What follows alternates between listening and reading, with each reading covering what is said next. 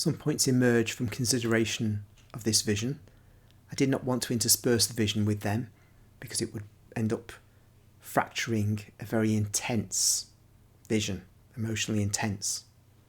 Perhaps one of the most emotionally intense visions in the work. So I'll just mention them briefly here. We see, as we've seen in other visions, where Jesus is with Mary of Simon, the mother of Judas Iscariot, wife of Simon, father of Judas Iscariot, who is no doubt deceased because he's never mentioned apart from being the father. He's never around.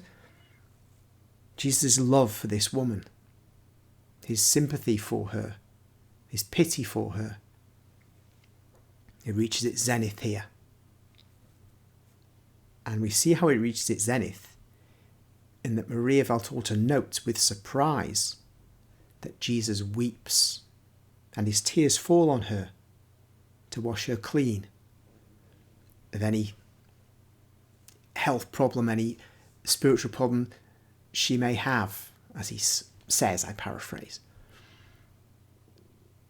This weeping of Jesus post-resurrection, we would be surprised at that.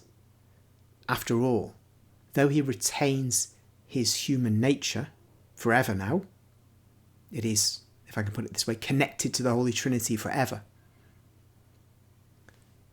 Still, we think of him in a way that's above normal human feelings.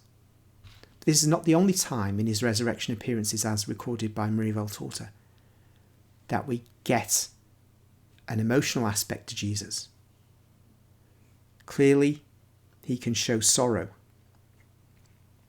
And in fact, not just with the tears, but when he's speaking to Anne of Kerioth, the mother of Johanna, who was, it seems, betrothed to Jesus, and everybody understood that he was going to marry her, but then he dropped her to go searching after a rich woman's daughter, and that caused Johanna to go into what seems to be a depression spiral and in the end die of grief.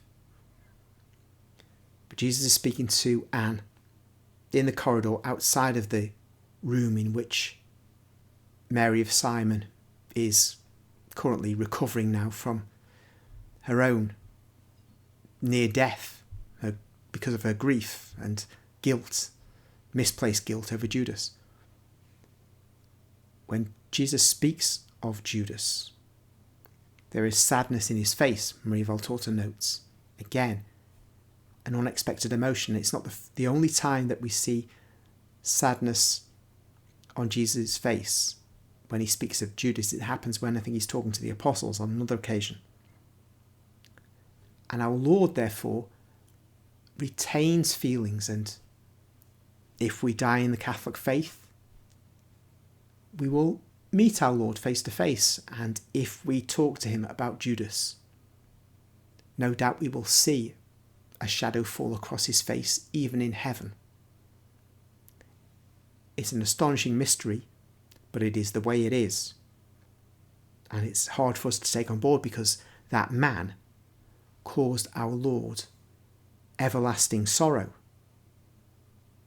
The sorrows of people who persecuted him in different ways, they may in some ways stay with him forever.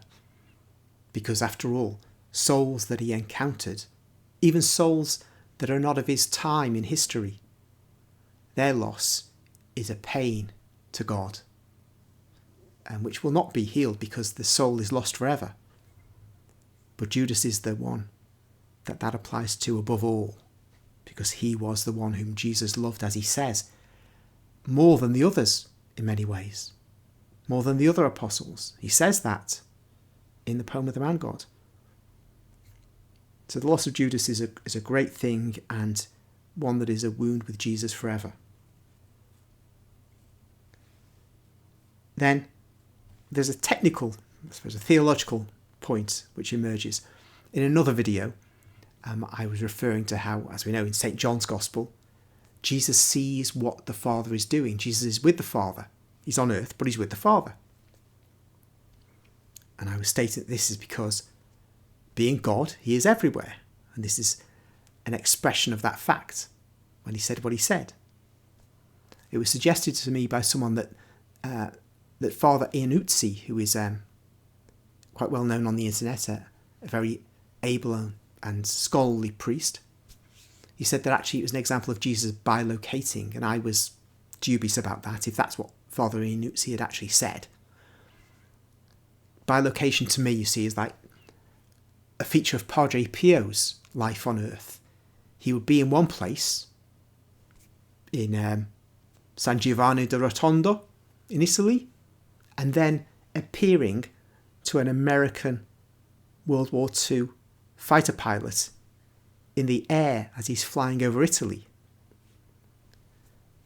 That is the spirit of Padre Pio, in my view, appearing in the sky to that fighter pilot or that bomber pilot. The body of Padre Pio was still in San Giovanni. That differs from God. God is in his person, everywhere, at once. His mind is not in one place and his body another. He is simultaneously everywhere.